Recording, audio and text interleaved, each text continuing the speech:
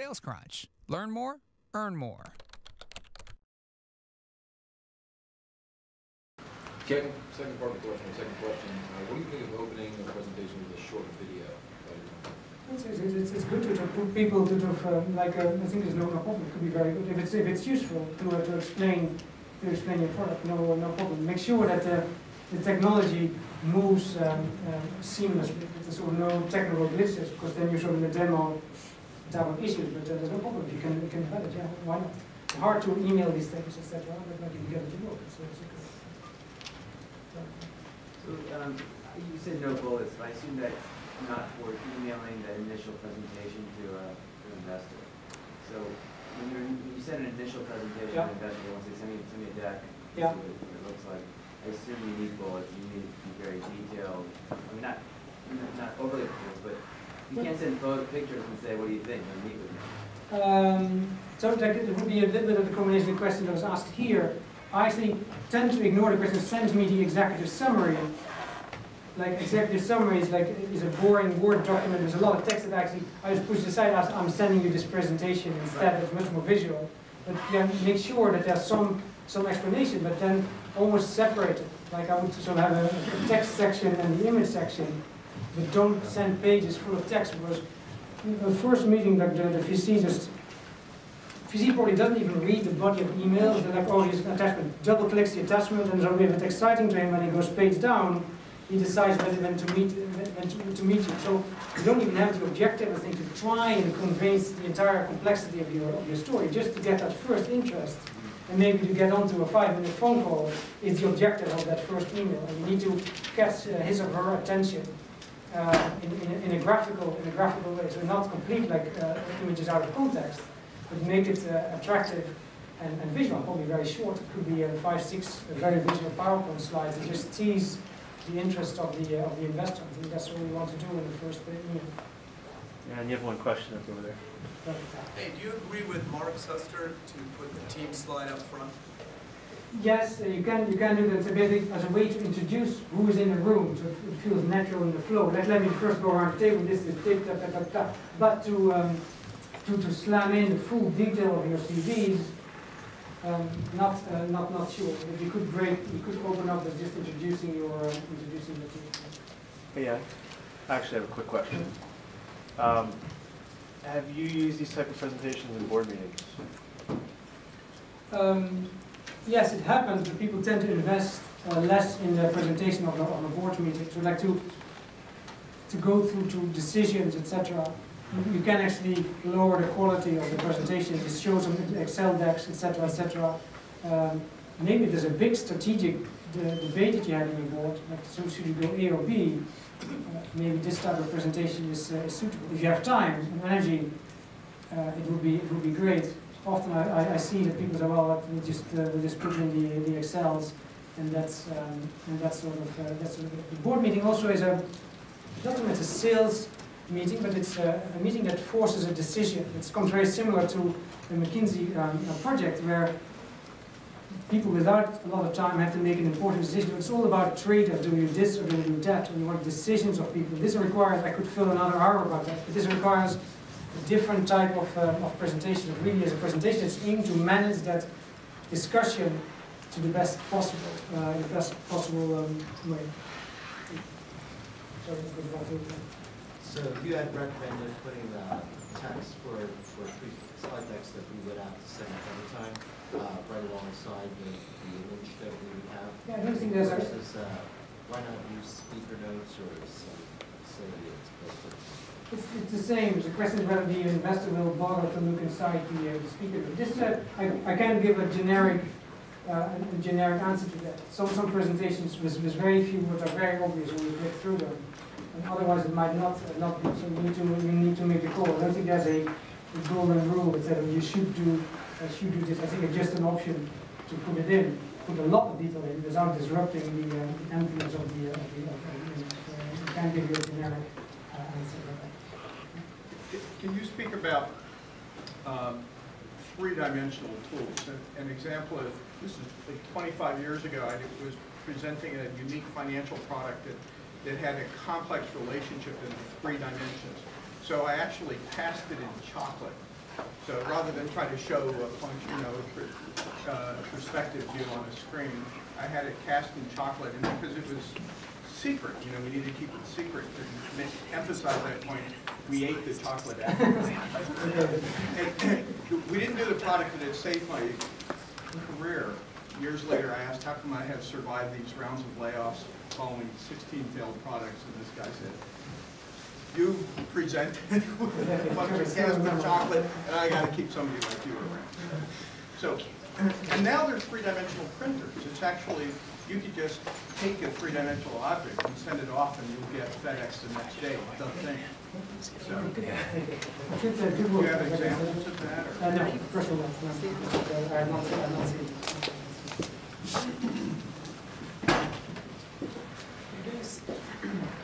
You didn't seem to emphasize like a specific template or slides you must cover throughout the presentation. So you mentioned team, but you didn't say problem, solution. Like I've seen other 10 slides. When you do a presentation for somebody, do you mold it around their story, which slides you want to, or do you I think that structure should be in your business plan. It's so very organized and has all the facts in place. You see that Mark sort of goes around a little bit through the story, and I let go, but the elements are inside. And there's sort of the obvious elements that needs to be part of the story, but I don't put in a very rigid agenda page that takes people through all the point. The investor will do that one in the head. I wanted to maintain the flow of the story, which I think is much more important than remind people that we are. Now we talk about the solution, and now we talk about the problem. So it's there implicitly, but I hide the structure to make it a nice flowing deck. And in your business plan, the 100-page document, you will put the tracker pages and the page numbers inside, but not in the 30-minute pitch that you do to an investor. That's my personal style. Everyone. So, a lot of times you put together this nice story and you want to tell it in a certain order, but then the person will jump ahead and ask a question, maybe that's coming up in a few slides or maybe later in your presentation. Do you recommend going ahead and answering, or saying, oh, can you hang on, or what's the best way to handle that? In a part of VC partnering, in a smaller group, because a dialogue actually would break your pattern and start jumping to another session. If there was not a very obvious build-up that you point need to make in order to understand the next one, but I would actually jump to another section to get that flow and energy in the meeting going. If you're standing, this would already be too big, I think, to break open the secret. If it's 5 guys, 5 people. Right. Yes, I would agree. So, basically, kind of going off of that question, would you want to build a presentation then around, not building up to a specific point, but making the whole thing, asynchronous, where you could jump around it, and how do you do that? Hard. Like, there's other tools like Phrasey, probably you've heard about it, where you can sort of zoom around and move around in the presentation. And in this case, it would be, you could, I guess, put in links on every page, but I think it's going to be open PowerPoint and jump to the other slide. I don't think there's a real good solution. PowerPoint is a sequential presentation tool. It's not very good to move around randomly in sections. I think people will forgive you in a smaller setting. It's not as big as a problem as in big audience.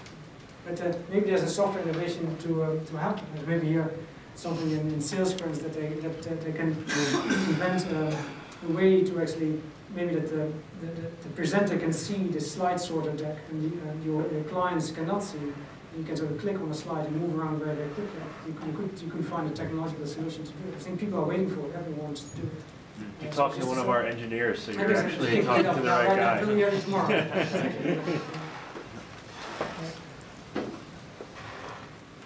Yeah, it seems like basically what you're doing is just putting together a series of ads. Large magazine ads like Volkswagen used to do, and very, very much like your old print ads and their teasers and yes, graphic. The slides actually might look very simple and very obvious. The process that you went into to get it is actually very complicated. No. So that's I understand. So the 80% of my time is actually on the analog on the piece of paper, and then you get to a picture, and then you just press the button and put these images in. It's a very simple process to make your slides look very very clean and pretty. The tricky bit is to to decide what images to use and what concepts to use and what No, I understand that because I've done advertising before. Okay. But what I find very interesting is that's generally not what people use in a business presentation. This was the space that I jumped in, so I used to Yeah, the no, McKinsey I- style presentation, and I literally started to look around and see like software can do this. Why not do it like an advertising does? It And, makes it much more interesting. It's more like an advertising pitch. yes. Yeah, I've seen like Seth Godin present like 10 times over the past 6 years, and I know you know him well. He does this style where everything's very visual. You relates to something. The images relate to something you understand, like the long ticket line, taking people to the street. Do you think he does a good job of this? Seth, yeah, is good. His style is very visual, but his images are not very consistent. So so what I now try to do is to make the theme of a presentation consistent. So here I went into the Impressionist painters to try and harmonize the overall look and feel of the presentation. But I like what he's doing. The images are great. He goes one level more minimalist than I do. There's no text at all on the slides, and it's literally like it's almost like a movie. It's going on in the background of him. Which is great, I think, for this big audience presentation. Obviously not for an investor presentation, but the style is similar. He's pretty good at making sure they don't go public, but there's a TED one that you can get a pretty good sense of how he does what he does, right? One more question? When you recommend no bullet points, but if you want to put in text in there, I mean, tools that you just use everything in PowerPoint and just sort of finish with how you want to draw the text in? Yeah, then you put it in boxes and objects. Or if you have to put it in bullet points and text I had a few disguised bullet point slides in here. Like I showed the slide with the different types of investor meetings, the 10-second to 5-hour one. And you use the repetition a little bit to make an interesting graphical composition of the text. It's like a newspaper ad. People play with typography, with font sizes, with colors, with alignment. So the slides actually is a bullet slide in disguise. I actually caught Steve Jobs doing it. A few of his slides in his latest product presentation were bullet point slides. But people didn't realize it. But you try and make something interesting. An interesting composition of these other than just a dry Microsoft thing. Yeah. You haven't really talked about the power of words. You've been using powerful words, but you know, back before there was PowerPoint and even graphics,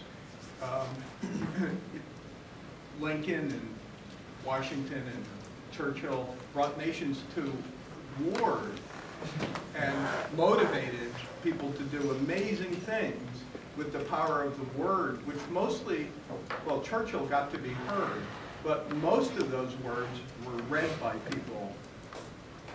Might have been spoken at Gettysburg, but read in a newspaper. So I certainly find that if I really put effort into crafting my words, often words do convey a message. You know, like and if you can take as an exercise, take the, you know, our founding documents or the Gettysburg Address or whatever, and try. And the actual people that have done it, there's a joke outside there, you can see it. But right, what you would have done in right, and it just sucks the life out. Yeah, that's right. That's right. So you can't. And the stories was the important. Like here, you can sit on the table and put a blank slide on, and let's talk about a specific story that I have. Is an example of using words in an investor presentation. And with regard to, you know, when somebody says, mail me your deck, you could just write, it's possible, I believe, to write a page and a half that'll convince somebody you've got this meeting. Yeah, I'm not sure. I'm not sure. Like the way the venture capitalist works, I'm not sure. You need to try and get them to read, or that the first paragraph needs to be so catchy that people read to the end, or the way it's laid out needs to be so interesting that people will read this. Otherwise, if you just come into the inbox of someone and they open the attachment, or it's a Word document, oh, this is good. Like, people don't even bother. It's just an attention grabbing. Maybe if you got the attention, you get it. But it's the reality of the inbox overload. But I agree, it's a beautiful art, and beautiful speeches are beautiful to hear. we are in the reality of pitching to VCs, use a full inbox and use pop some of that magic, and we use brute force here, graphics, to basically get them, to drag them into our story. But I agree, it could be very effective. And for the sake of ending on the time we said we would, we'll make that the last question. Thank you guys. Awesome job. SalesCrunch. Learn more, earn more.